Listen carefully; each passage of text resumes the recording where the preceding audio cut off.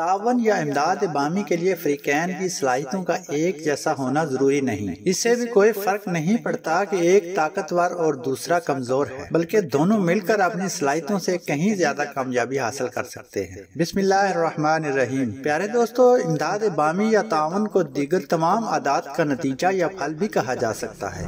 یہ وہ جادو ہے جس کے ذریعے ایک اور ایک مل کر دو کی بجائے تین ہو جاتے ہیں، اور واقعی ایسا ہی ہوتا ہے، کیونکہ دو حصوں کے مابین تعلق خود ایک حصہ ہوتا ہے۔ یہ ایک ایسی عمل انگیز قوت ہے جو دونوں حصوں کے باہمی تعلق پر اثر انداز ہوتی ہے۔ امداد باہمی یا تعاون کو ایک سادہ سی مثال سے سمجھنے کی کوشش کرتے ہیں۔ انسانی جسم پر غور کیجئے۔ ایک مکمل جسم صرف بازو، ٹانگوں، دل، دماغ، گردے، پھیپھڑے، معدے، جگر اور دیگر اعضاء سے مختلف شے ہے۔ ان تمام اعضاء کے باہم مل کر کام کرنے کی بدولت پورا جسم حیران کن افعال انجام دینے کے قابل ہو جاتا ہے۔ دو ہاتھ ایک ہاتھ کی نسبت کہیں زیادہ اور بہتر کام کر سکتے ہیں۔ دو آنکھیں مل کر ایک آنکھ سے زیادہ فائدہ پہنچاتی ہیں۔ اسی طرح دو کانوں کی بدولت ایک کان کی نسبت زیادہ واضح طور پر سنا جا سکتا ہے۔ اسی طرح ہر عضو کے علیحدہ کام کرنے کی بجائے پورا جسم مل کر زیادہ اچھے انداز میں کام کر سکتا ہے۔ ہم کہہ سکتے ہیں کہ تعاون دو حصوں کے درمیانی حصے پر کام کرتا ہے۔ پیارے دوستو، آپ اس کو تیسرے شخص سے بھی تشبیہ دے سکتے ہیں۔ شادی کے بعد میاں بیوی کے مابین ہم کا احساس محض دو افراد کے اتحاد سے کہیں زیادہ اہمیت رکھتا ہے۔ یہ لفظ دراصل تعلق کا نام ہے جسے تیسرا شخص کہا جا سکتا ہے۔ والدین اور بچوں کے مابین بھی یہی معاملہ ہے۔ خوبصورت گھریلو ماحول کے جوہر سے تعاون جنم لیتا ہے، جو اصولوں پر مبنی نظام کی تشکیل میں مددگار ثابت ہوتا ہے۔ تعاون کی صورت میں آپ محض مشترکہ سوچ، اقدار، نئے حل اور بہتر متبادلات کے مالک ہی نہیں بن جاتے، بلکہ اس سے باہمی احتساب کا احساس بھی جنم لیتا ہے۔ اس سے ماحول میں اخلاقیات کو فروغ ملتا ہے اور لوگ زیادہ ایماندار ہو جاتے ہیں۔ تعاون باہمی پیار و محبت کی بھی ضمانت ہے، اور اس سے لوگ مشکل مسائل کو نظر انداز کرنے کے بجائے ان کا مقابلہ کرنے اور انہیں حل کرنے کے قابل ہو جاتے ہیں۔ دو حصوں کو ملانے والا یہ تیسرا حصہ یعنی امداد باہمی ایک ایسی با اختیار شے ہے جو مجموعی احساس، مشترکہ سوچ اور اقدار کو باہم ملاتی ہے۔ یہ لوگوں کو غیر اخلاقی اور غیر قانونی اقدامات نیز حد سے تجاوز کرنے سے روکتی ہے۔ اس عادت کی بدولت لوگوں میں ذمہ دارانہ پن پیدا ہو جاتا ہے، اور اس کے عدم موجودگی میں اچھے اقدار کی جگہ خود غرضی لے لیتی ہے، اور خود غرضی ماحول کو باہم انصارانہ کی بجائے جداگانہ بنا دیتی ہے، جس سے تعاون رخصت ہو جاتا ہے۔ بعض اوقات تعاون پیدا کرنے کا عمل ابتری کو بھی جنم دے سکتا ہے، چونکہ اس عمل میں آپ صرف اپنے اختیار کردہ راستے پر نہیں چل رہے ہوتے، اس لیے حتمی نتیجہ آپ کا نتیجہ یا میرا نتیجہ نہیں ہوتا،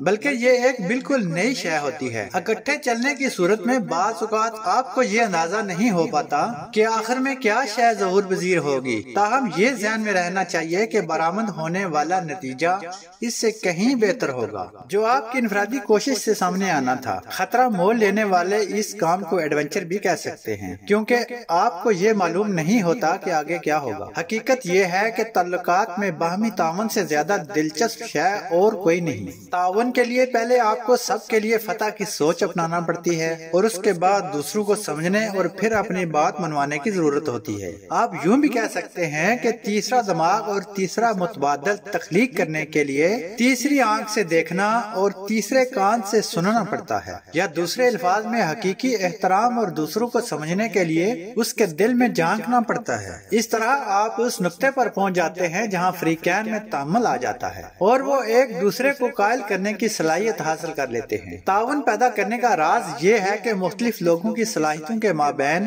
فرق کو کمزوری سمجھنے کی بجائے اس کی قدر کی جائے۔ جسم کے استعارے کی جانب واپس آتے ہیں۔ اگر تمام جسم ہاتھوں، پاؤں، ٹانگوں یا دلوں پر مشتمل ہوتا تو اس انداز میں کبھی کام نہ کر پاتا جیسا کہ وہ کرتا ہے۔ حقیقت یہ ہے کہ ہر جسمانی اعضاء کے مابین فرق یہی ہے جو اسے اس قدر کارآمد بناتا ہے۔ افراد کے مابین فرق کو کمزوری کی بجائے طاقت کی علامت سمجھا جائے تو نتائج حیران کن ہو سکتے ہیں۔ جیسا کہ آپ ہماری پچھلی ویڈیوز میں سن چکے ہیں کہ ہر شخص منفرد ہے، اور یہ انفرادیت ہی تعاون کی بنیاد ہوتی ہے۔ حقیقت یہ ہے کہ گھرانے کی حیاتیاتی تخلیق کی بنیاد عورت اور مرد مرد کے مابین جسمانی فرق پر قائم ہے۔ حقیقی تعاون کے لیے محض فرق کو قبول کرنا اور اسے تسلیم کرنا ہی کافی نہیں، بلکہ اس مقصد کے لیے فرق کو قوت سمجھ کر اس سے فائدہ اٹھانا ہوگا۔ ابتدا میں لوگوں کو جو شے ایک دوسرے کے قریب لاتی ہے وہ ان کے مابین موجود فرق ہی ہوتا ہے۔ جب لوگ ایک دوسرے کے قریب آ جاتے ہیں تو بعض اوقات تحسین و توصیف کی جگہ